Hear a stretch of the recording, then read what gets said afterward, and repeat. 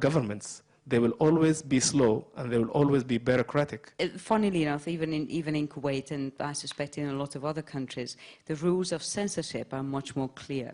And actually they are in writing, as opposed to the ethics and the ethical principles or codes of ethics.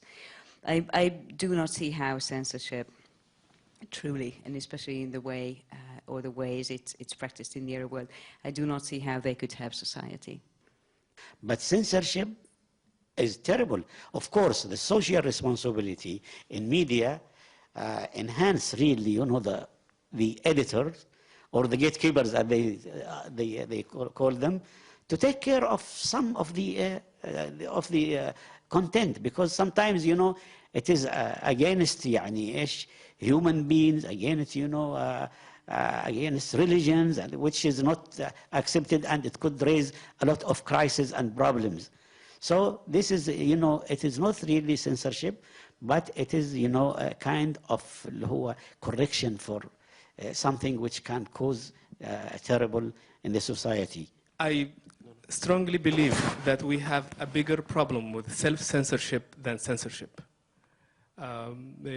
Over the past 2 months, for example, nothing changed in the press and publication law in Oman. But the local media scene has completely 100% transformed. So if the law did not change and there was nobody that is calling the newspapers telling them, why did you print this or you did not print this, then what caused that? It was actually the self-censorship.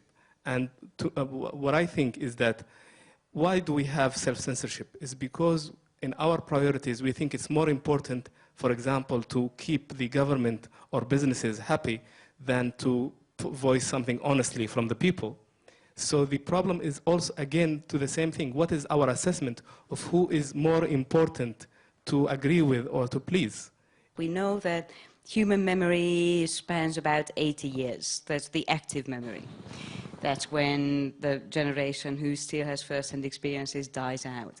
But we are talking about events, and Jan in the morning session was referring back to Eastern Europe and the fall of the Berlin Wall and the collapse of communism, which was 2 years ago. And we all seem to have forgotten about those events. And then the questions, the conversation, it was all about satellite TV bringing down the whole communist bloc. Very, very similar questions Fax asked. machines for Tiananmen Square.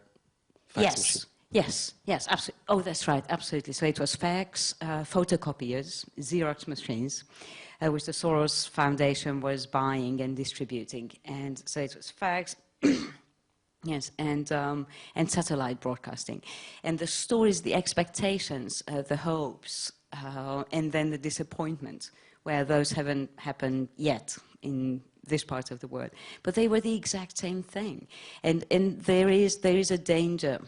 I do believe there's a danger to wanting answers too quickly, and really, I'm not sure we are in a position to truly understand how social media, there is something going on, of course, I'm not trying to ignore Twitter or Facebook, but there's also a lot of hype. Social media helped people during the uprisings, but did not cause the uprisings, and that its role has been exaggerated.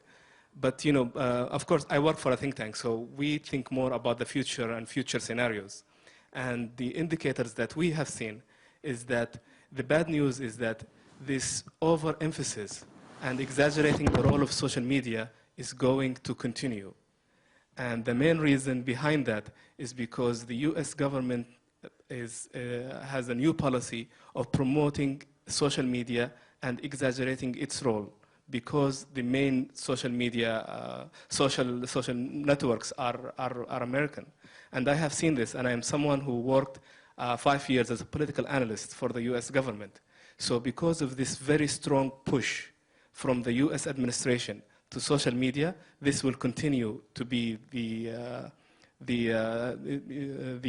idea that social media is the most important thing if you want to achieve peaceful change. I think there is confusion on the defining the term, or in defining what really the social media did during the Arab Spring, as you said. social media is not an instigator. They are not, they didn't set the agenda for what happened. The agenda was there, but it was a medium that really enhanced these youth to communicate with each other, to come together, to make their decisions, to arrange their movement, and to make اللي هو يعني إيش deadline for their movement. So it is a medium, like a newspaper, like TV, like anything. They don't set the agenda. Somebody else set the agenda, and these are the youth.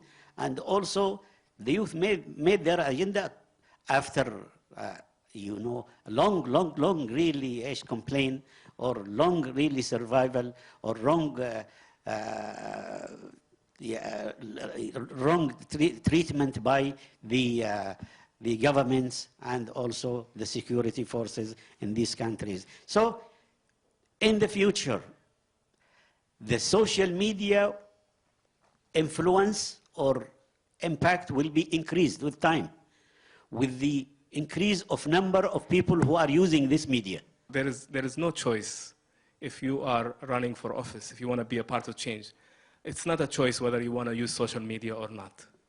And I see it because my target, and the target of everybody these days, is the youth segment of the population. This is who we are depending on for our future. And to be honest, and I have my sister within that age group, and I talk to her more on Twitter and Facebook and BBM and WhatsApp than we actually talk face to face. So if our target audience, this is where they are, this is where we have to go to them. So you will notice if you go to my Facebook or my Twitter account that they were just created, because I'm not really, I'm beyond. I am not in that age group. Let me say that. But it's because these are our target audience, and they actually should be the target audience of everyone now. You have really now we have a big problem, because what kind of media you are talking about in UAE? We have many media here. We have the UAE media. We have Arabic media.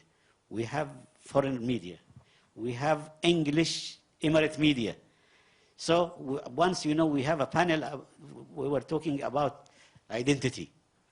And I was, talking about the identity of the media identity and identity of media. Okay? And I started, to talk about how many different media we have here in Emirates. Okay? Go to the Arabic newspapers, and the TV. This is different. Go to the foreign media, which is based in Dubai and now in Abu Dhabi, and that is different thing. Go to the English Emirate newspapers, and you will find the content is quite different. Okay? And that's, that will give you the answer that what kind of contribution you are asking this kind of media to do for Emirates.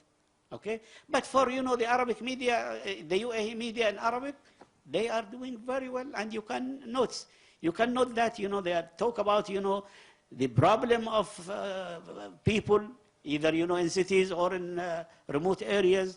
They always, when they have anything that needs, quick decisions, it is always there in the media. And of course, the official part of the content is very heavy, but that doesn't mean that, the public really affairs are neglected.